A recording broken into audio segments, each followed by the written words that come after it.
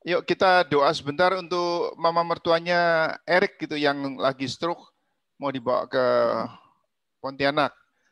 Lord Jesus, pada hari ini, pada pagi hari ini kami membawa akan mertua daripada Brother Erik yang menderita stroke untuk dibawa, untuk diperiksa. Tuhan, Engkau bisa melakukan penyembuhan Tuhan, saya segala kalau ada darah yang bocor atau bleeding itu supaya bleedingnya bisa berhenti, atau kalau harus ada tindakan, Tuhan Engkau memimpin akan dokter-dokter untuk melakukan tindakan. Kami percaya Tuhan tangan-Mu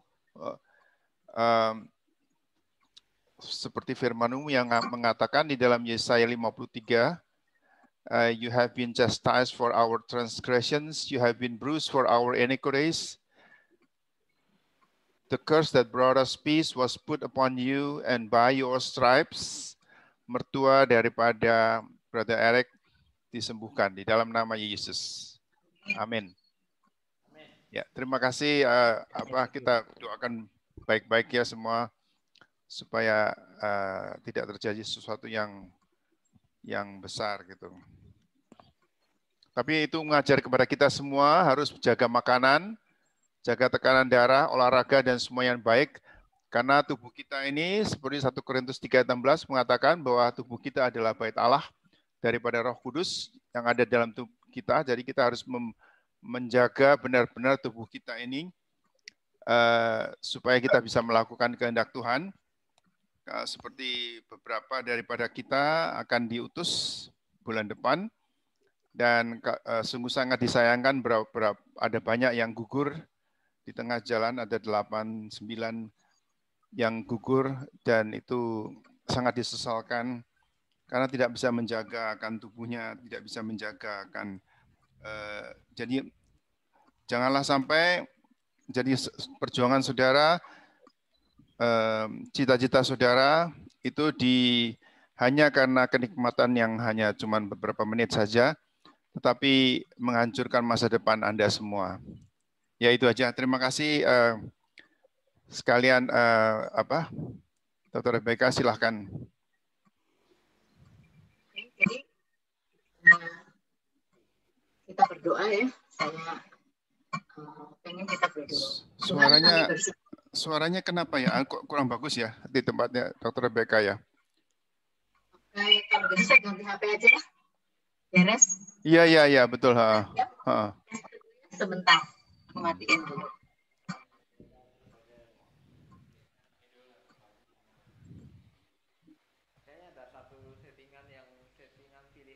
Apa kabar Pak Yonatan?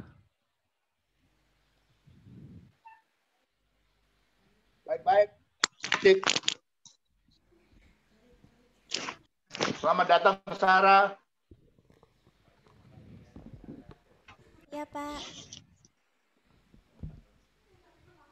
Belajar ngomong yang lebih kerasan, Sarah. Tahun ini. Pak. Teriak sedikit. Harus berani itu, teriak sedikit juga. Iya Pak. Oh, oke. Ya, baguslah. Ya, coba kita renungkan ya, adik-adik semua, bahwa adik-adik semua ini sekolah, tetapi di balik itu ada kekuatan-kekuatan gelap yang ingin menjatuhkan Anda. Anda harus sadar bahwa banyak kekuatan-kekuatan yang jahat yang ingin menggagalkan. Jadi kita harus waspada. Jadi harus serius ya. Karena waktunya berjalan terus ya. Kita berjalan terus, waktunya sedikit demi sedikit. Marilah kita belajar dengan sebaik mungkin. Ya itu aja. Kemudian Dr. Rebecca sudah bisa masuk ini.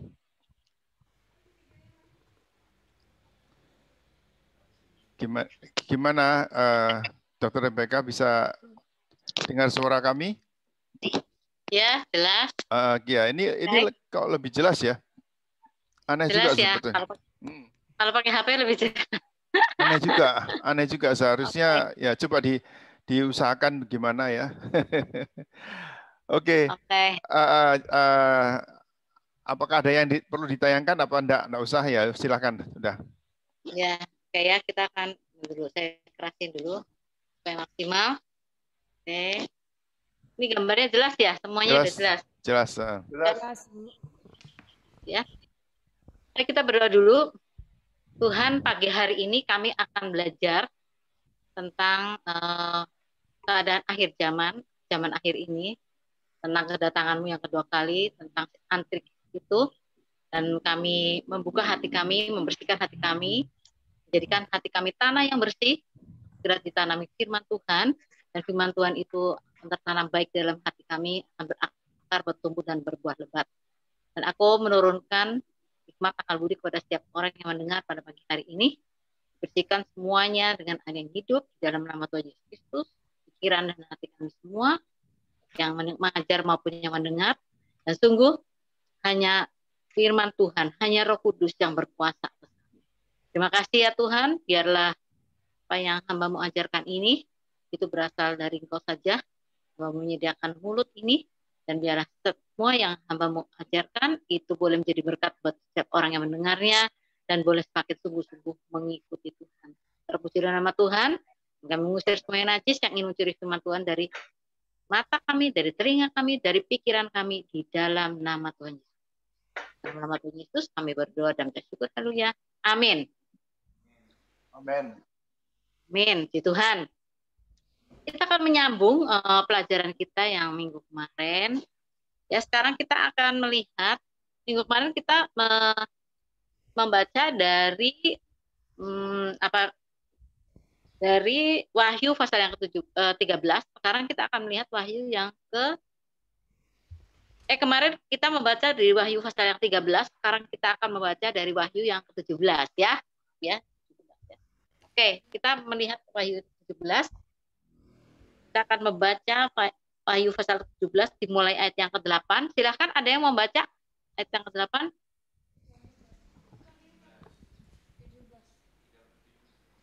Wahyu berapa, Bu? 17. 17 ayat yang ke-8. Wahyu 17 ayat yang ke-8. Adapun binatang yang telah kau lihat itu telah ada, namun tidak ada. Ia akan muncul dari jurang maut, dan ia menuju kepada kebinasaan. Dan mereka yang diam di bumi, yaitu mereka yang tidak tertulis di dalam kitab kehidupan sejak dunia dijadikan, akan heran apabila mereka melihat bahwa binatang itu telah ada, namun tidak ada, dan akan muncul lagi. Oke ya. Adapun binatang yang telah kau lihat itu, ya, yang kau lihat itu ada di Wahyu pasal yang ke-13. Coba kita tengok lagi ya, Wahyu ini yang pasal 17-nya. Nanti kita buka lagi. Sekarang kita lihat. Dibilangnya adapun binatang yang telah kau lihat ya. Kau lihat itu adanya di Wahyu pasal 13 ayat 1. Kita tahu binatang apa sih? Yaitu binatang yang disebut binatang buas. Lihat ya, yang keluar dari dalam laut. Saya ulangi sedikit ya. Pasal 13 ya. Lalu aku melihat seekor binatang keluar dari dalam laut, bertanduk 10, berkepala 7. Di atas tanduk-tanduknya terdapat 10 mahkota, dan pada kepalanya tertulis nama-nama hujat. Nah, itu ya. Ini binatangnya ini yang tadi disebut di pasal 17 ya. Binatang yang kulihat itu serupa dengan macan tutul. Lihat, kita ingat nggak? Seperti macan tutul, kakinya seperti kaki beruang, mulutnya seperti mulut singa, dan naga itu memberikan padanya kekuatannya dan tahtanya dan kekuasaannya yang besar. Jadi binatang yang di pasal 13 itu dibicarakan lagi di pasal ke-17. Oke, ya. Di pasal ke-17. Jadi binatang yang mana ini? Binatang yang ini ya, yang pasal yang ke-13 ya.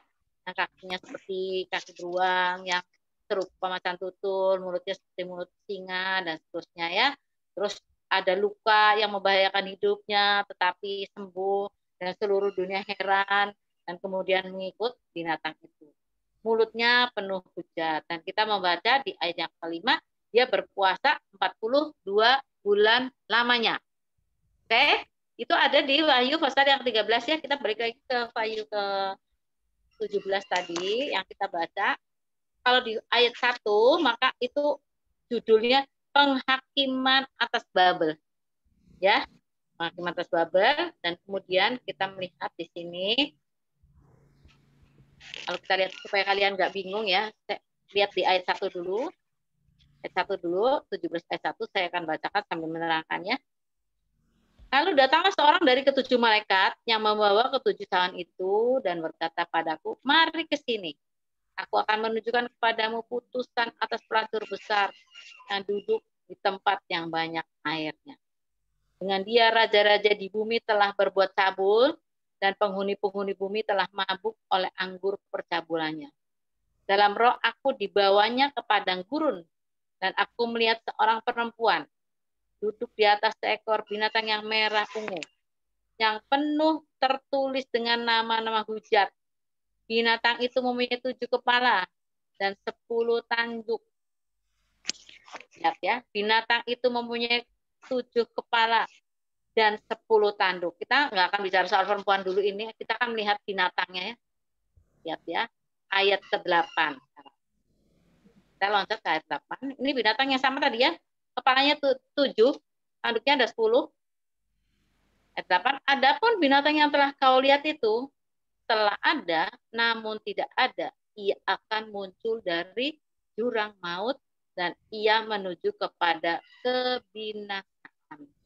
Dan mereka yang diam di bumi, yaitu mereka yang tidak tertulis di dalam kitab kehidupan sejak dunia dijadikan, akan heran apabila mereka melihat bahwa binatang itu telah ada, namun tidak ada, dan akan muncul lagi. Oke ya, lihat ya. Kalau biar jelas lagi, ayat 9-nya dibilang yang penting di sini ialah akal yang mengandung hikmat. Ketujuh kepala itu adalah 7 gunung dan di atasnya perempuan itu duduk. Kita nggak ngomong soal perempuan, kita akan ngomong soal binatangnya. Ya. Oke, jelas ya suara aku ya? Jelas. Nah sekarang kita bahas nih ya, binatang yang tadi keluar dari laut yang di pasal 13 itu sekarang dibicarakan di pasal 17. Yang pertamanya dibilang dulu sudah ada. Binatang yang dulu udah ada. Jadi maksudnya sebelum Yohanes di Patmos, itu orangnya udah ada, dulu udah pernah ada.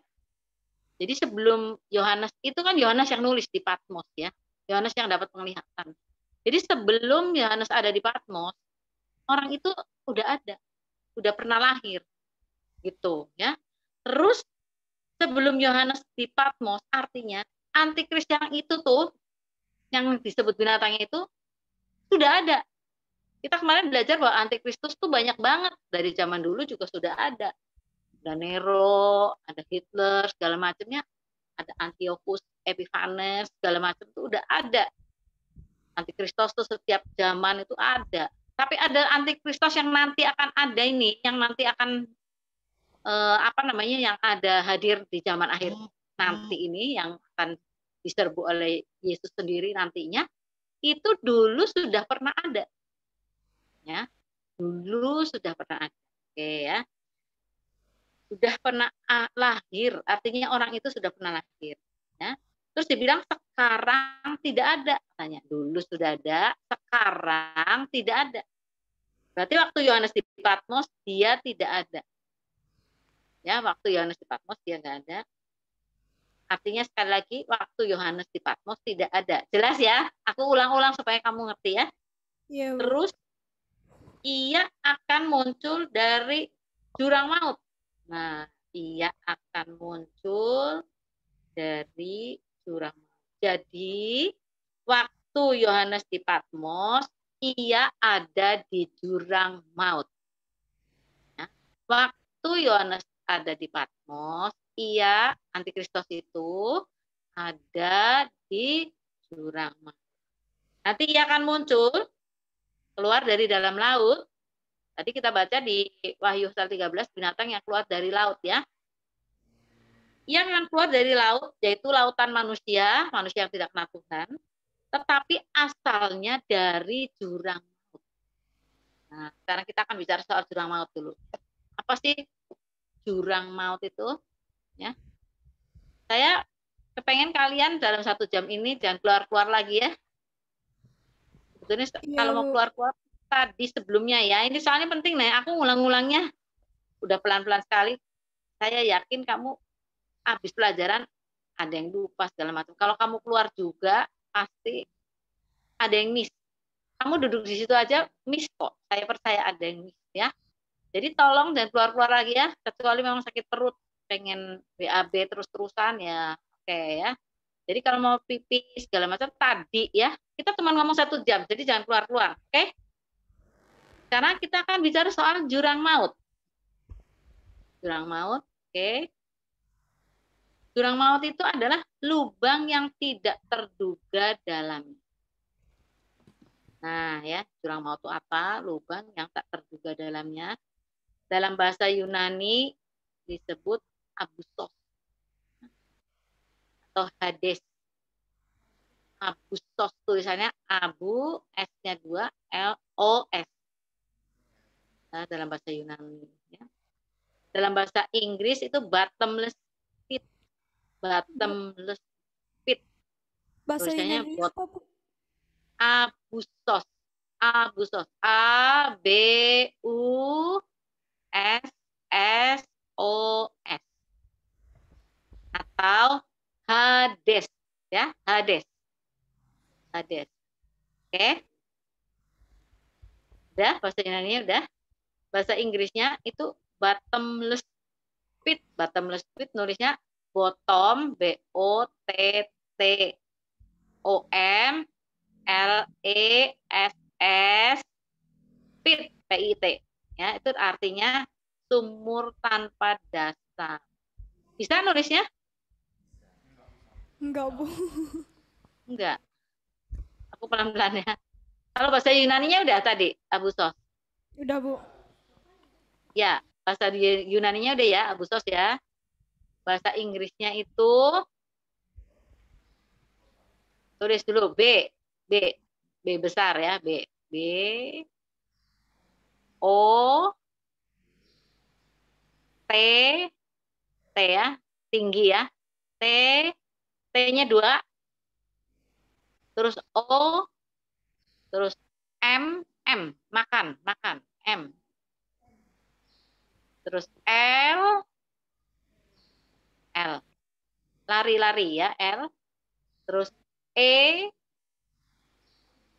ya.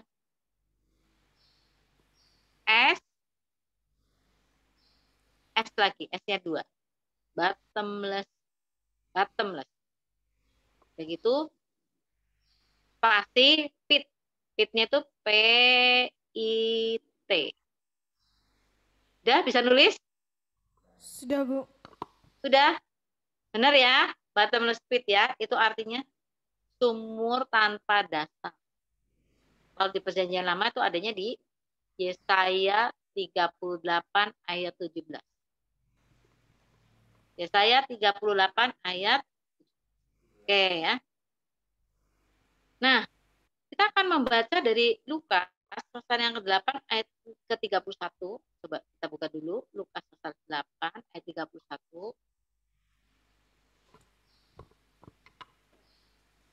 Lukas pasal 8 ayat 31.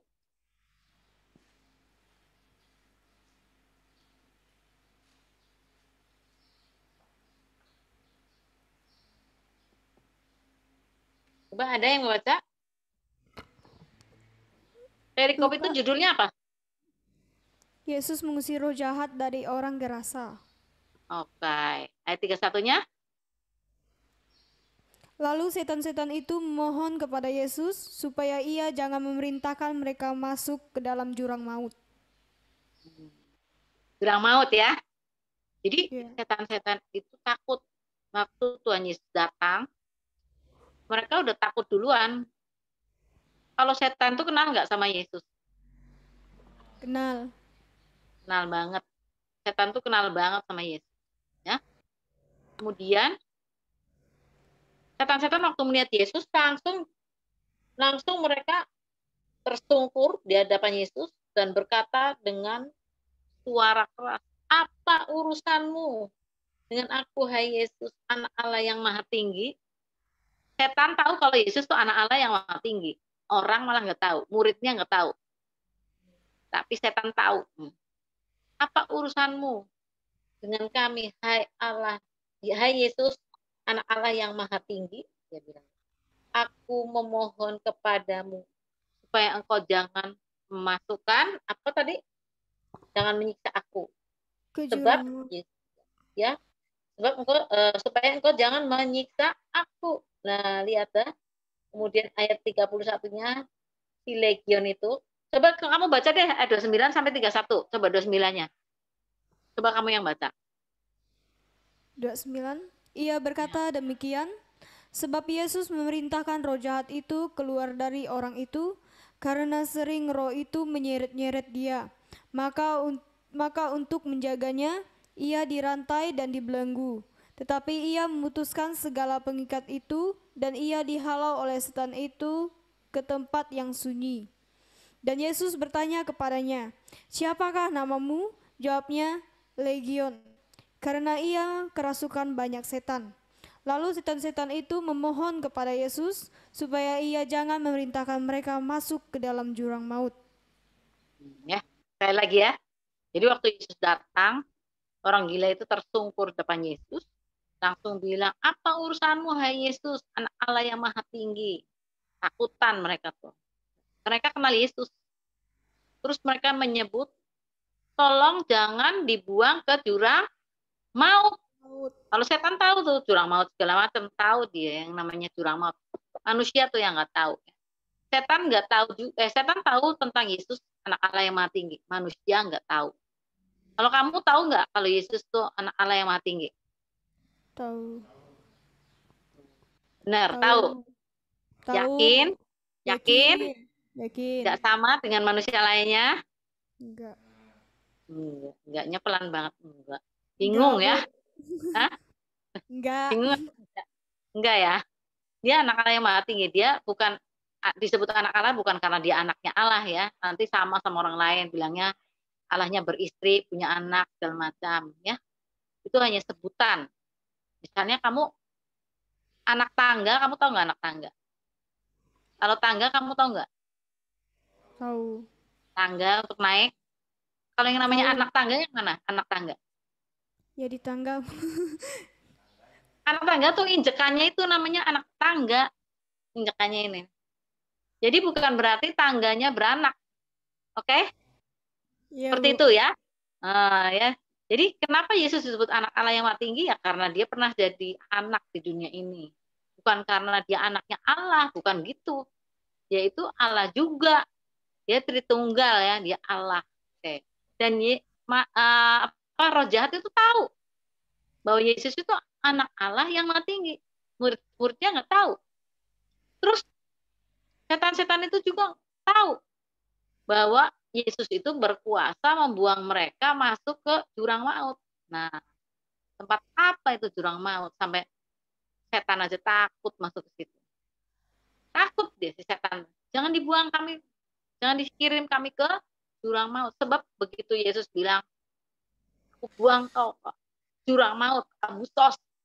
Nah, jadilah itu roh jahat itu dibuang dan masuk ke dalam Abusos. Coba ya, setan takut ya. Katanya ada berapa sih? Tadi tanyain siapa kamu? Berapa jumlahnya berapa? Banyak. Banyak. Legion katanya ya. Legion itu ya kira-kira ya. Kalau itu ngomongnya Romawi ya. 8.000. Jadi satu orang itu kemasukan setan 8.000. Keren apa enggak? Kamu jangan main-main ya sama setan. Ada satu orang bisa dimerasukin 8.000.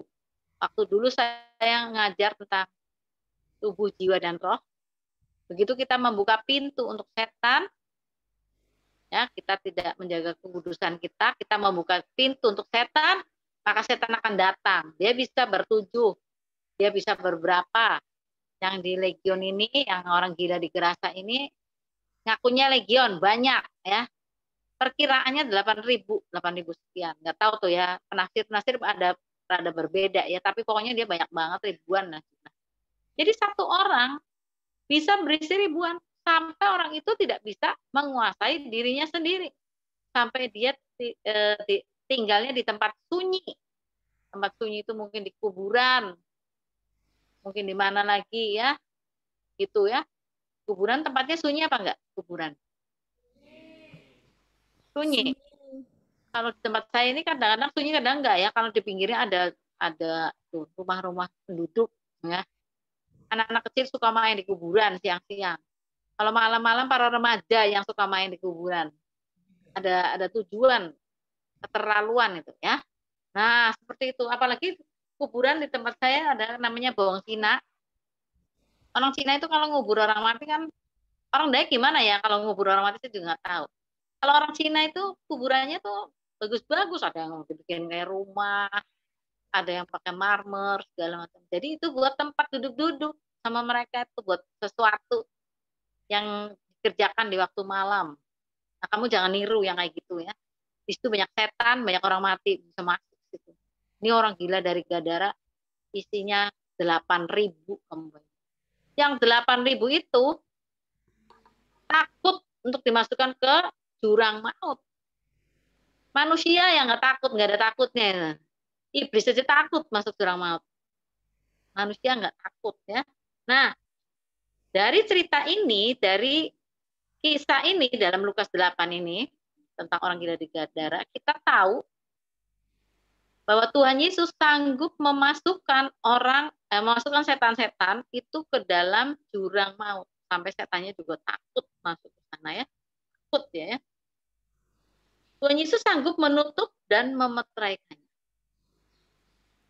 Sanggup. Karena dia Tuhan, karena dia Allah ya. Dia sanggup juga membuka kembali. Kata siapa, Bu? Ya kata firman Tuhan ya. Coba kita lihat di Wahyu 20 ayat 3.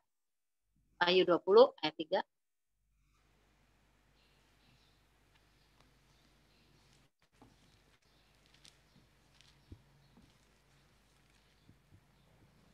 Apa? Baca silakan. Wahyu 20 ayat 3. Lalu melemparkannya ke dalam jurang maut dan menutup jurang maut itu dan memeteraikannya di atasnya, supaya ia jangan lagi menyesatkan bangsa-bangsa sebelum berakhir masa 1000 tahun itu. Kemudian daripada itu ia akan dilepaskan untuk sedikit waktu lamanya.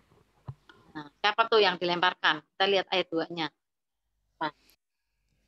Ayat 2, ia menangkap naga si ular tua itu, yaitu iblis dan Satan, dan ia mengikatnya 1000 tahun lamanya. Nah, jadi dimasukkan ke jurang maut 1000 tahun itu, si naga, si ular, si iblis itu dimasukkan ke situ ya. Jadi sama Tuhan Yesus ditangkap, dimasukkan ke situ, dirantai situ, ditutup di situ, dimeteraikan di situ.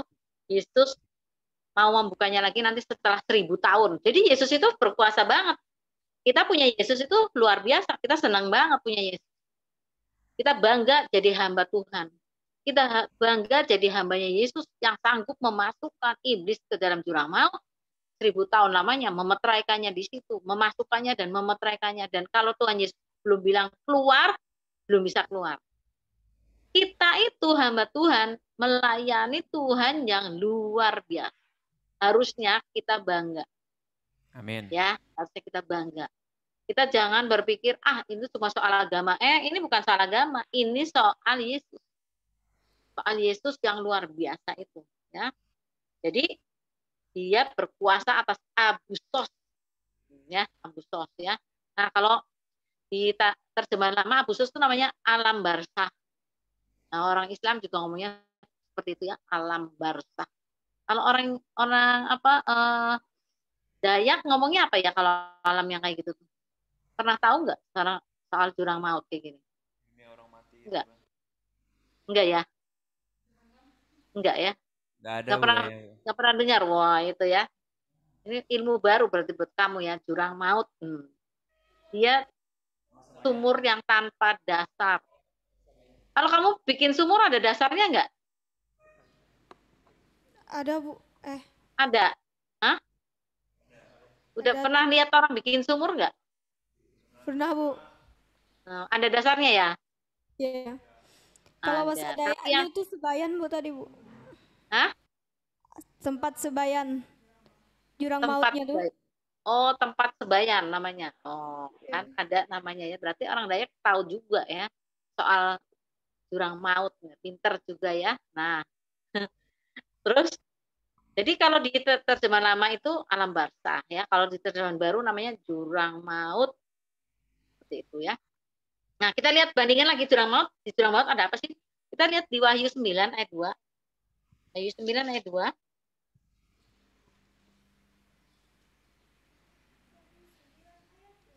Mulai bacanya ayat 1 ya.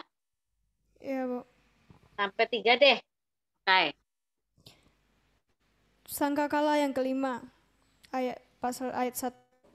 Lalu malaikat yang kelima meniup sangkakalanya, dan aku melihat sebuah binatang yang jatuh dari langit ke atas bumi, dan kepalanya diberikan anak kunci lubang jurang maut. Maka dibukanyalah pintu lubang jurang maut itu, lalu naiklah asap dari lubang itu bagaikan asap tanur besar, dan matahari dan angkasa menjadi gelap oleh asap lubang itu. Dan dari asap itu berkeluarlah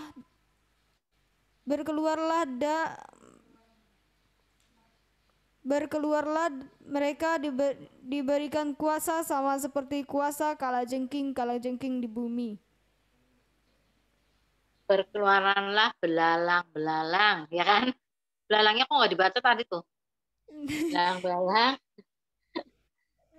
Dan diberikan kuasa seperti kalajengking di bumi. Dan mereka akan menyiksa manusia 5 bulan. Ya, coba dibaca biar seru ya, biar kamu tahu nih ya, ini murka Tuhan atas dunia yang berdosa. Coba kamu baca terus sampai 12 deh, biar seru nih. Ayo, baca sampai 12. Ayo, silakan. Dan kepada mereka dipesankan supaya mereka jangan merusakkan rumput-rumput di bumi atau tumbuh-tumbuhan ataupun pohon-pohon, melainkan hanya manusia yang tidak memakai materai Allah di dahinya. Dan mereka diperkenankan bukan untuk membunuh manusia, melainkan hanya untuk menyiksa mereka 5 bulan lamanya. Dan siksaan itu seperti siksaan kalajengking apabila ia menyengat manusia. Dan pada masa itu orang-orang akan mencari maut, tetapi mereka tidak akan menemukannya. Dan mereka akan ingin mati, tetapi maut lari dari mereka. Dan rupa belalang-belalang itu sama seperti kuda yang disiapkan untuk peperangan. Dan di atas kepala mereka dan ada sesuatu yang menyerupai mahkota emas, dan muka mereka sama seperti muka manusia. Dan rambut mereka seperti rambut perempuan, dan gigi mereka sama seperti gigi singa. Dan dada mereka sama seperti baju jirah, dan bunyi sayap mereka bagaikan bunyi kereta-kereta yang ditarik banyak kuda yang sedang lari ke medan perperangan. Dan ekor mereka sama seperti kalajengking dan ada sengatnya. Dan di dalam ekor mereka itu terdapat kuasa mereka untuk menyakiti manusia 5 bulan lamanya. Dan raja yang memerintah mereka ialah malaikat jurang maut. Namanya dalam bahasa Ibrani ialah Abaddon, dan dalam bahasa Yunani ialah Apollyon. Dan celaka yang pertama sudah lewat, sekarang akan menyusul 2 celaka lagi. Amin. Oke. Bacanya aja ngeri nggak? Ngeri, Bu. Kamu baca tuh asal baca apa? Dengar apa ngerti apa enggak? Coba saya pengen tahu. Bacanya dengar, ngerti. Maksudnya tuh ngeri apa enggak? Dengernya. Ngeri. Itu salah satu murka Tuhan yang dicurahkan ke dunia ini karena dunia ini berdosa. Yang pasti akan dicurahkan. Kalau kita sampai tersiksa kayak gitu ngeri sekali. 5 bulan sakit, pengen mati, enggak bisa mati. Sakit 5 bulan itu enak apa enggak enak? Enggak enak, Bu. Ya kamu sakit gigi aja 5 bulan seneng enggak sakit gigi? Enggak. Ya, itu pengen ngamuk terus ya. Bayangin ya. Sekarang ini sakit ini apa belalang-belalang yang seperti kalajengking itu yang keluar dari jurang maut itu menyakiti manusia 5 bulan dan manusia sampai pengen mati nggak ada yang mati. Kalau COVID ini orang pada takut mati kan? Iya. Semua orang pada takut mati, pada mati ya. Teman saya itu tiba-tiba mati COVID ya. Saya masih sebulan yang kemarin masih ketemu, masih ngobrol-ngobrol, sebentarnya lagi dia udah masuk ke rumah sakit dan kemudian mati. Kita melihat banyak pendeta juga meninggal ya pada belakangan ini karena COVID. Nah, tapi kita lihat murka Tuhan yang ini sungguh luar biasa aneh. Menyiksa manusia 5 bulan, tapi nggak bikin mati. Lah, kalau orang lagi sakit pengen mati apa pengen hidup sebenarnya sih? Kalau sakitnya terkirakan gitu sakit banget, Pengen saya mati, Bu. pengen mati ya. Linda aja itu sesak napas, bolak-balik ngomong, aduh saya capek mami, lebih baik mati. Sesak napas aja tuh.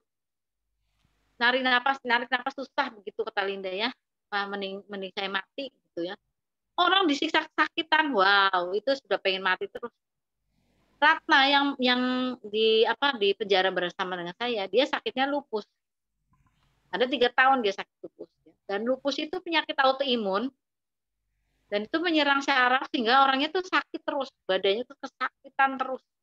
Tadinya mulai dari gigi, terus menjalar ke muka, terus menjalar ke seluruh tubuh, kesakitan.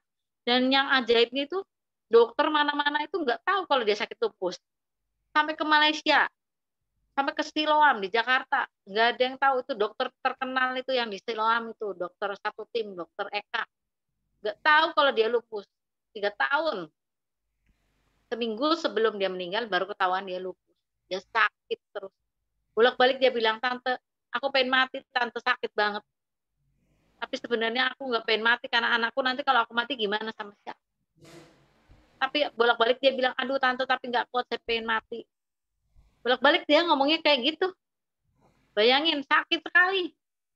Akhirnya dia mati juga, meninggal dia ya. Karena lupus tuh ya. Sakitnya luar biasa. Sampai dia tidak tahan. Nah, nanti ada murka Tuhan yang dicurahkan ke atas dunia ini untuk orang-orang yang tadi tidak mempunyai meterai Allah. Nah, kamu kira-kira punya meterai enggak tuh kira-kira?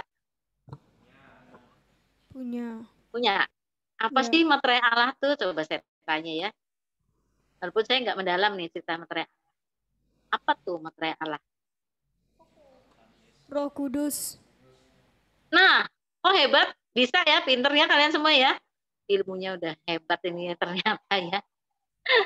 Roh Kudus itu adalah meterai kita. Kalau kita punya Roh Kudus, nah selamat dari itu tadi kalajengking tadi ya. Bayangin yang nggak punya meterai meterai Roh Kudus itu ya syukur, baru tahu 5 bulan disiksa, pengen mati nggak bisa.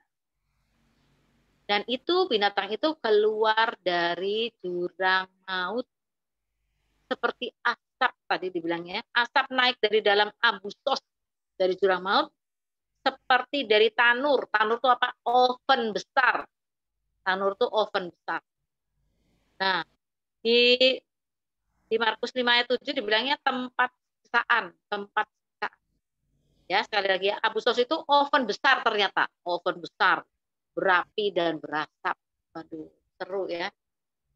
Binatang keluar dari tempat itu pasti kalau karena dia sudah biasa di api di dunia ini, kalau dibakar kira-kira mati enggak ya? Kan dia keluarnya dari situ. Keluarnya dari tempat api kan? Binatangnya itu tuh. Itu binatang model apa tuh nggak tahu. Kalau kayak corona ini virus nggak ketahuan kan? Kita mau ngelihat virus kayak apa tuh corona nggak tahu. Nah, semua orang takut. Sebentar, Tapi ini interupsi Rebecca. Salvika, ya, itu mic-nya jangan ditaruh di atas itu karena kalau jatuh dia akan rusak. Salvika, Iya, tolong Pak. dipegang atau ditaruh di tanah nggak apa-apa. Kalau Iya, nggak Pak. bisa megang, ditaruh di tanah aja. Soalnya kalau jatuh dia akan rusak ya. Dan itu semua barang mahal. Ya, terima kasih. oke. Oke ya, jadi kita balik lagi ke sini. Jadi tadi dicatat di sini Agustos atau jurang maut itu oven besar, api ya, berapi dan berasap, asapnya tinggi banget. Nah, itu binatang model apa tuh ya sekarang di situ ya. Coba kita pengen tahu lagi ya yang lain soal jurang maut. Supaya kita ini ya, kita jadi orang Kristen kita harus ada takutnya juga ya. Kamu kalau nggak pernah takut ya, ikut Tuhan Yesus cuma gitu-gitu aja. Maka kamu nggak mau menjaga diri kamu baik-baik. Tapi kalau kita ada takutnya ya, Tuhan kita itu berkuasa dan dia tidak suka dosa. Dia akan menghukum dunia ini. Dunia yang berdosa ini. Iya, sebelum saya lupa. Nuh itu di dalam Bahtera itu ada berapa? Berapa lama yuk Nuh di dalam Bahtera? 40 hari 40 malam. 120 harian gitu loh, Bu.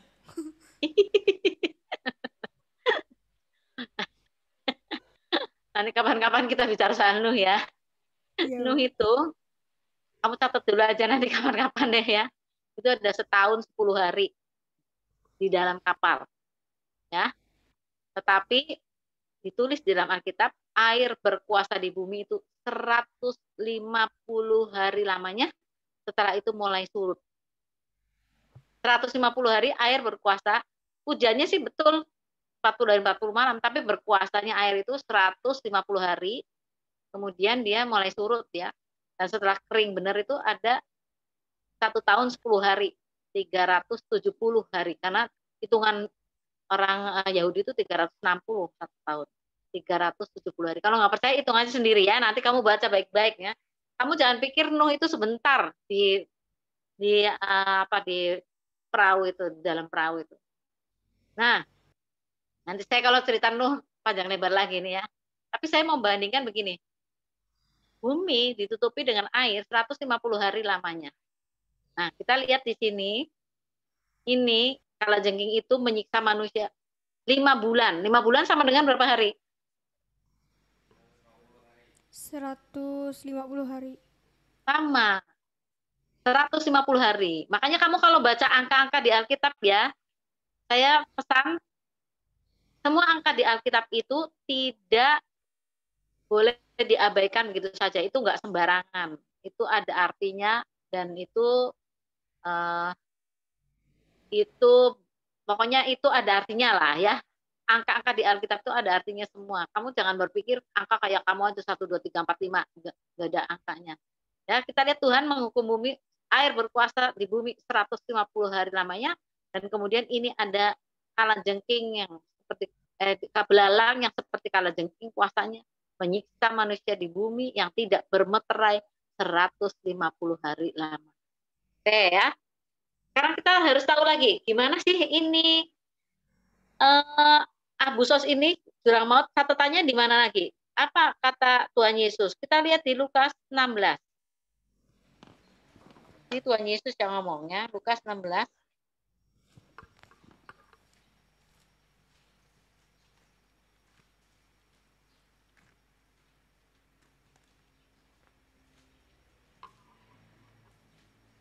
Lukas pasal yang ke-16, ayat yang ke-23. Coba ada yang baca? Kalau judulnya apa ya? Itu. Judul perikop itu apa? Orang kaya dan Lazarus yang miskin. Nah, oke ya. Apa mau dibaca aja biar enak ya, cuma sedikit ya. Ayat. Satu perikop ya, Bu. Ya, satu perikop baca deh supaya jelas. Oke, silakan. Lukas 16 ayat 19 sampai 31. Orang kaya dan Lazarus yang miskin. Ada seorang kaya yang selalu berpakaian jubah ungu dan kain halus, dan setiap hari ia bersukaria dalam kemewahan.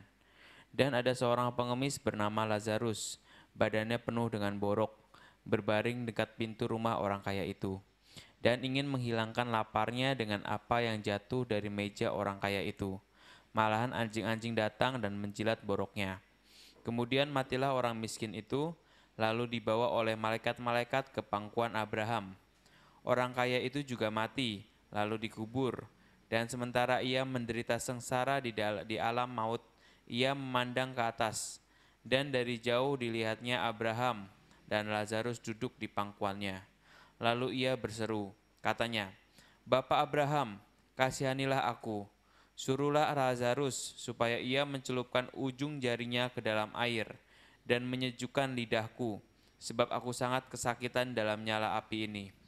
Tetapi Abraham berkata, "Anak, ingatlah bahwa engkau telah menerima segala yang baik sewaktu hidupmu, sedangkan Lazarus segala yang buruk. Sekarang ia mendapat hiburan dan engkau sangat menderita. Selain daripada itu, di antara kami dan engkau terbentang jurang yang tak terseberangi, supaya mereka yang mau pergi dari sini kepadamu ataupun mereka yang mau datang dari situ kepada kami tidak dapat menyeberang.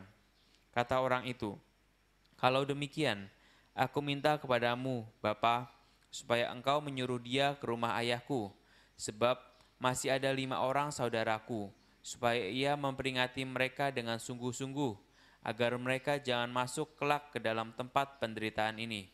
Tetapi kata Abraham, ada pada mereka kesaksian Musa dan para nabi, baiklah mereka mendengarkan kesaksian itu. Jawab orang itu, tidak Bapak Abraham, tetapi jika ada seorang yang datang dari antara orang mati kepada mereka, mereka akan bertobat. Kata Abraham kepadanya, jika mereka tidak mendengarkan kesaksian Musa dan para nabi, mereka juga tidak mau diyakinkan, sekalipun oleh seorang yang bangkit dari antara orang mati. Oke ya, satu perikop ya. Ini cerita Tuhan Yesus. Kalau Tuhan Yesus yang cerita itu benar apa enggak? Benar. Sangat benar. Enggak mungkin salah. Karena Yesus yang menciptakan segala sesuatu. Terus juga dia menciptakan ini ada yang namanya jurang maut ini ya. Nah, jurang mautnya di mana nih? Di ayat 23 ditulisnya alam maut. Nah, kalau di bahasa Yunaninya itu tadi Hades atau Sheol. Sheol itu nulisnya S, coba ya. Siap nulis? Itu tadi ya. Nulisnya, ini nama lainnya jurang maut, biar kamu tahu ya. Jurang maut, tadi ada Abyssos, ada Hades, ada bottomless pit, ada namanya Sheol. Sheol itu S-H, ya, S-H-E-O-L. L lari ya. S-H-E-O-L. Sheol ya, alam maut. Nah, jadi ternyata orang tuh waktu Tuhan Yesus sebelum sebelum mati di kayu salib, orang mati itu semuanya dikumpulkan di jurang maut. Ya, tuh ada tulisannya ya, ini tolongan ini dari Sheol ya.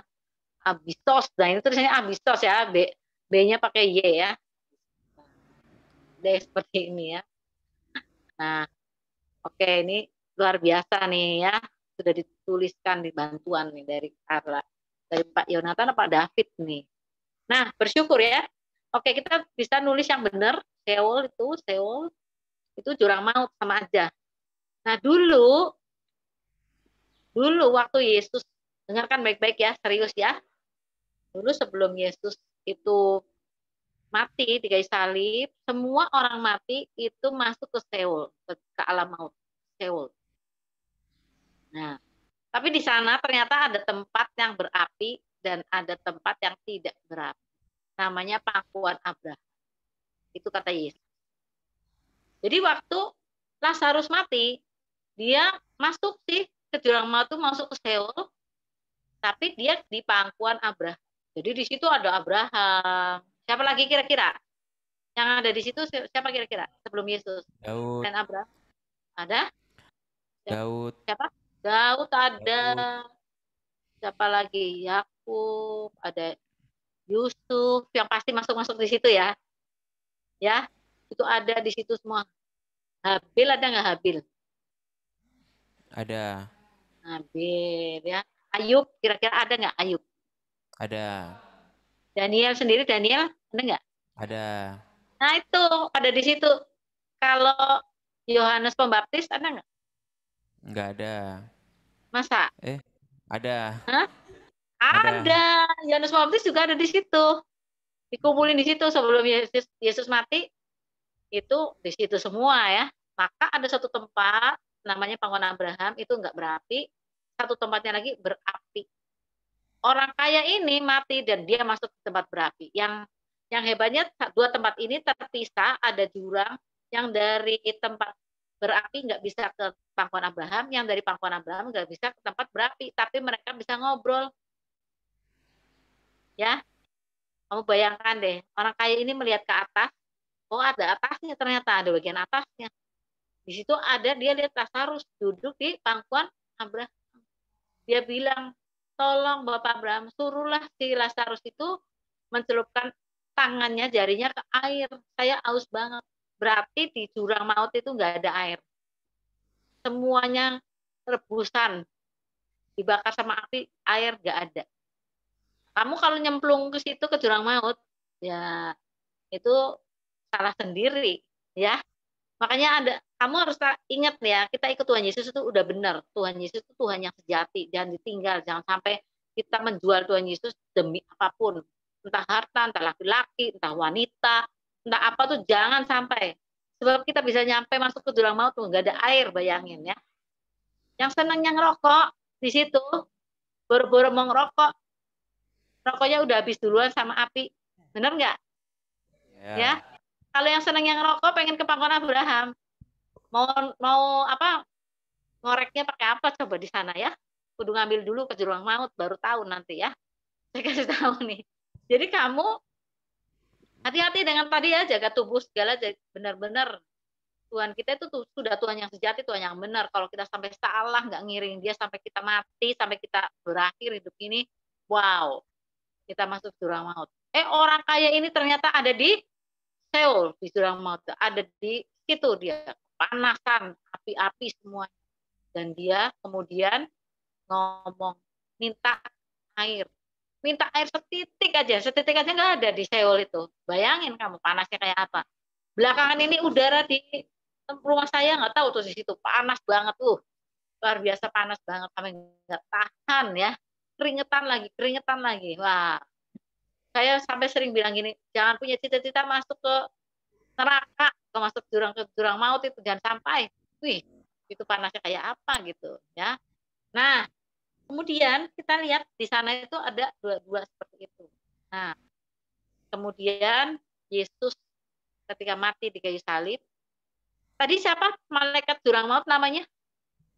Apollyon atau Abaddon ya, itu malaikat jurang maut. Nah, dipikir malaikat jurang maut, dipikir iblis, Yesus mati, mereka bisa nangkep Yesusnya dibawa ke jurang maut, masukin situ, ditutup sama mereka pikir ya, tapi Yesus kan pencipta kan, Yesus itu Allah kan, mana bisa mereka merantai Yesus di situ, menutup Yesus di situ kayak orang mati lainnya, biar sakti kayak Daniel, biar sakti kayak Elisa, kayak yang menyembuhkan orang mati, yang membangkitkan orang mati segala waktu. Elisa udah dikubur, ada orang ngangkut mayat kejeglong ya, masuk ke kuburannya Elisa, orang mayatnya itu hidup lagi jadi orang hidup ya. Keren sekali, udah mati masih ada mujizat.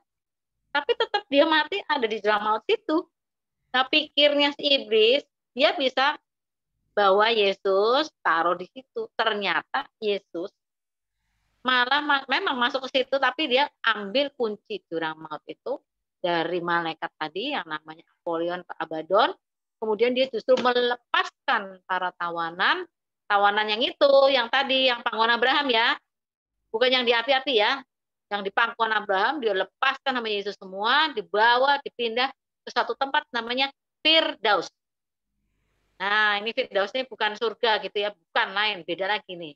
Nanti lagi ceritanya ya, ke tempat yang namanya Firdaus. Di situ orang-orang mati yang benar-benar percaya kepada Allah, pada Yesus nanti akan dikuburkan.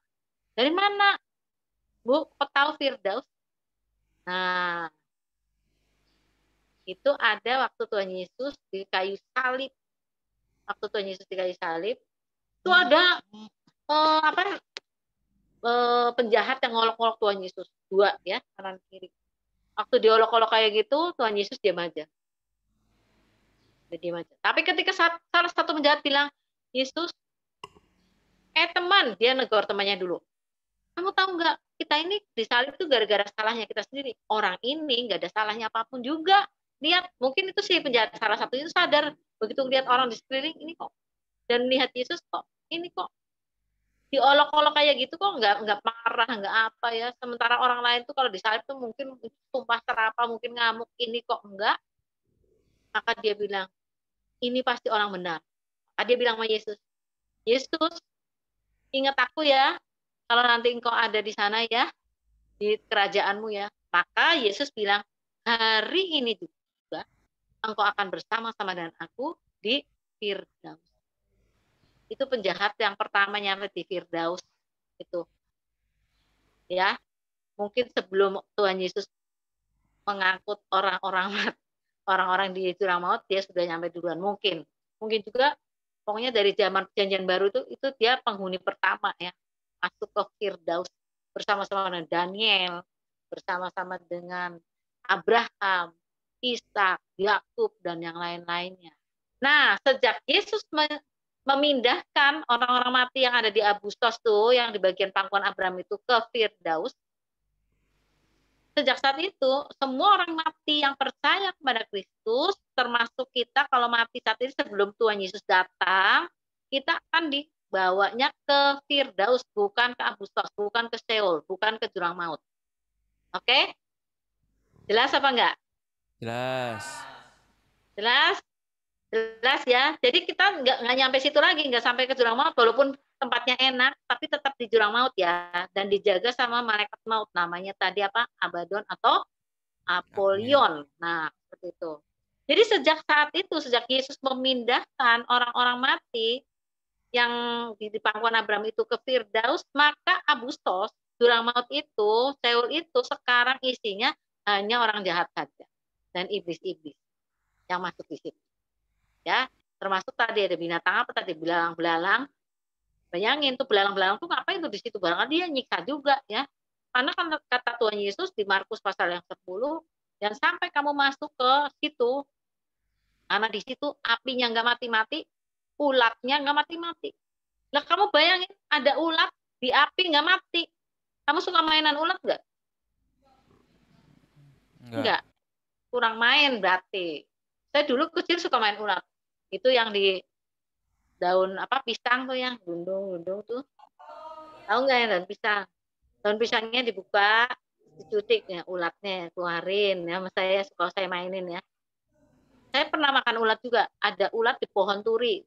Nah, pohon turi ulatnya putih bagus ya, di pohonnya bukan di daunnya, pohon. Ada bolongannya dimasuk itu. Nggak tahu ulatnya apa tuh. Itu dibakar ya. Disunduk, dibakar. Mati dia, enak tahu nggak? Benar itu enak. Saya masih ingat. Enak gitu ya. Jadi ulatnya pasti kalau kena api mati nggak ulat? Mati. Lah tapi kata Tuhan Yesus di sana ulatnya nggak mati-mati. Kamu bayangin itu ulat sakti itu. Bayangin di Agustus tuh ada binatang yang sakti kayak gitu, ada ulat sakti. Yang ini ada apa? Belalang sakti ya. Yang dibakar nggak bisa juga ya. Belalang yang punya kuasa seperti kalajengking. Kamu bayangin, manusia sekarang kalau ngusir-ngusir nyamuk aja untuk demam berdarah pakai asap. Betul? Fogging namanya ya. Mau musim demam berdarah, asapin. Wow, biar nyamuknya pada hilang semuanya, kabur, mati semuanya ya. Jentik, semua air-air dibuangin supaya jentiknya nggak bisa tumbuh. Kamu bayangin nanti belalang yang keluar yang itu tuh, zaman murka Tuhan itu dicurahkan, diasapin, orang dia biasa kena asap juga di jurang maut, betul nggak? Ya. Dikasih api, lah dia juga biasa di sana kena api.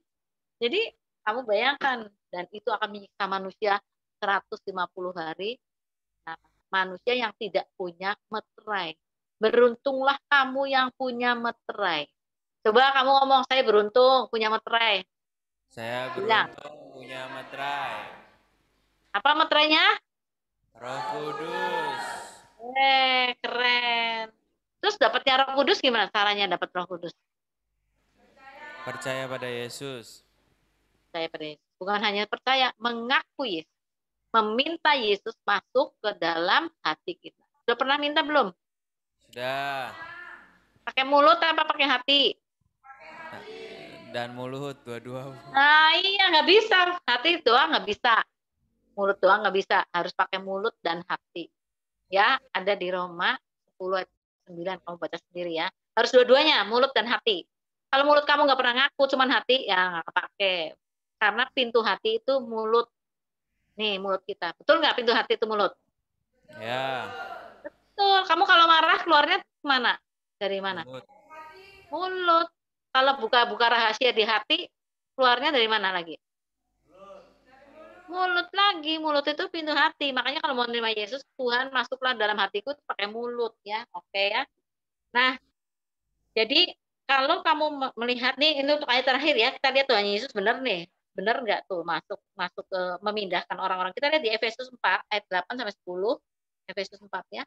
Benar nggak nih? Kata siapa sih Bu mindahin kayak gitu? Ya kata firman Tuhan. Nah, semuanya ada di firman Tuhan. Kita baca di Efesus 4. Efesus 4. Kita baca ayat 8 sampai 10. Efesus 4 ayat 8 sampai 10. Efesus. Hilang. Efesus 4 ayat 8 sampai 10. Ya. Itulah sebabnya kata Nas, tatkala ia naik ke tempat tinggi, ia membawa tawanan-tawanan. Ia memberikan pemberian-pemberian kepada manusia. Bukankah ia telah naik, berarti bahwa ia juga telah turun ke bagian bumi yang paling bawah. 10. Jadi, ya. Ia yang telah Udah? turun. Belum. Ia yang telah turun, ia juga yang telah naik jauh lebih tinggi daripada semua langit untuk memenuhkan segala sesuatu. Nah, makanya tuh ada tafsiran juga, katanya jurang maut itu ada di bagian bumi, pusat bumi. Karena bumi ini makin dalam makin panas ya. Tapi saya nggak bilang di situ ya, saya nggak tahu ya. Saya belum pernah ke situ. Itu tafsiran ya, tafsiran orang-orang katanya jurang maut itu adanya di tengah bumi situ. Panas banget. Nah, jadi Yesus sudah membawa tawanan-tawanan itu naik ke Firdaus waktu dia mati. Jadi dia mati itu bukan nganggur ya, santai, tidur-tiduran. Ternyata dia ke jurang maut, dia melepaskan tawanan di situ, dipindah ke Firdaus. Firdaus. Mulai sekarang kamu kalau meninggal pun kamu nggak usah takut, kamu nanti adanya di Firdaus. Kalau kita dengar suaranya Firdaus tuh kayaknya tempatnya enak apa enggak? Enak. Enak banget Firdaus dulu tuh kalau kamu baca Firdaus mula-mula di Kejadian. Wah itu mau makan tinggal makan, bener nggak? Mau pakai perhiasan tinggal perhiasan. Bayangin tuh Hawa itu perempuan yang paling kaya di dunia. Itu ada sungai di situ, Sungai Pison isinya permata. Oh, dia satu-satunya perempuan di dunia sungainya isinya permata. Maka setiap hari dia mau main permata juga bisa. Itu Adam itu paling kaya di dunia. Kebun binatang itu terbesar di dunianya itu punya dia. Benar nggak? Jadi sangat menyenangkan ada di Firdaus ya. Di situ binatang-binatangnya nggak saling menerkam. Di Firdaus tuh makannya apa aja sih binatangnya? Ada singa. Hah? Ayo siapa yang bacanya? Daun. Bacanya? Hah? Daun. Kalau orangnya makan apa orangnya? Orangnya Sempet makan nyate buah. Makan buah kehidupan. Wah. Air kehidupan. Jadi nggak sempet nyate ya, nggak enak kayaknya ya. Saya ketawa kalau inget Linda, kata Linda gini, nih, Linda belum mau mati ah, kenapa sih? Nanti kalau dari sana udah nggak bisa makan steak. Steak itu daging sapi yang enak itu ya, sirloin, tenderloin, dia senengnya itu. Nggak bisa makan steak katanya, karena di Firdaus itu manusia itu makannya buah, ya termasuk buah kehidupan ya, supaya hidup terus. Kalau binatangnya makan rumput, kamu bayangin singa makan rumput, lucu nggak? Lucu.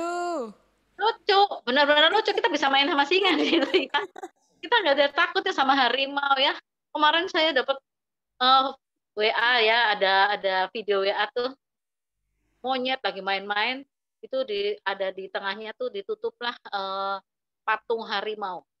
Terus monyetnya mau buka-buka tutupnya ya, selubungnya ya, gitu dibukain sama manusia. Selubung patung harimaunya di situ, wah loncatnya, wah takut di si monyet ya. Begitu lihat harimau, takut ya walaupun cuma patungnya. Kita juga kalau lihat harimau takut kan? Takut ya, barangkali dia makan kita gitu ya. Maka binatang-binatang itu di Firdaus tuh kayaknya enak banget, nggak saling menerkam. Mereka makannya rumput. Nah luar biasa ya. Mungkin di kapalnya Nabi Nuh itu juga makannya rumput. Kamu kebayang nggak kalau di kapalnya Nabi Nuh itu singa ngubur-ngubur kucing, ngubur-ngubur kambing gitu. Bayang nggak ruwetnya di situ? Kebayang. Kebayang? Mungkin ya kita nggak tahu ya di kapal Nabi Nuh itu, kayaknya perasaan saya sih ya, menurut saya sih ada beberapa penafsir juga bilang mungkin itu makanya rumput kayak di Firdaus. Nah, keren lah ya. Jadi Tuhan Yesus benar-benar memindahkan orang mati yang dalam Abu Sos itu ke Firdaus. Nah, kita akan bicara lagi tentang Abu Sos dan Seul itu minggu depan. Dulu, maaf ya, minggu depan saya minta maaf nggak bisa ngajar hari Senin karena saya ada acara dengan para pengerja ya. Kita mau bikin acara dengan pengerja di Lembang sana. Jadi mungkin 2 minggu lagi ya. Kecuali ada guru lain yang nggak bisa, nanti saya boleh isi ya. Tapi kalau Seninnya saya nggak bisa gitu. Kalau nggak ada, kita bertemu lagi 2 minggu lagi. Catatannya jangan diurat-urat. Kita akan bersambung, ini belum selesai tentang Abu Sos. Kita harus bisa membedakan Abu Sos dengan neraka. Kira-kira sama atau enggak. Ya, oke? Saya bisa Nanti ikut kalau ada nggak? pertanyaan. Saya bisa ikut nggak, Bu? Ya? Bisa ikut ke Lembang nggak Ikut saya? Boleh. Boleh. Ini pengerjanya udah kerja keras banget selama COVID ini. Mengunjungi jemaat tiap Sabtu Minggu ya, per keluarga. Jadi mesbah keluarganya dipimpin oleh pengerja. Saya pengen memberi hadiah sama mereka, bawa jalan-jalan sebentar ya. Ada pakai acara lah buat. Tetap pakai pakai fasilitas. Oh iya, jelas. Ya, kami akan pergi hari Minggu dan Senin gitu ya. Kami akan perginya seperti itu. Kalian mau belanja untuk Natal juga, untuk mereka juga akan main musik dan seterusnya, paling enggak seperti itu ya. Jadi minta maaf untuk hari Senin yang akan datang. Nanti kalau itu kita bertemu lagi 2 minggu lagi. Mudah-mudahan nggak lupa pelajaran seperti ini. Oke? Dan Yesus memberkati. Siapa yang mau berdoa? Silahkan. Mari kita bersatu dalam doa.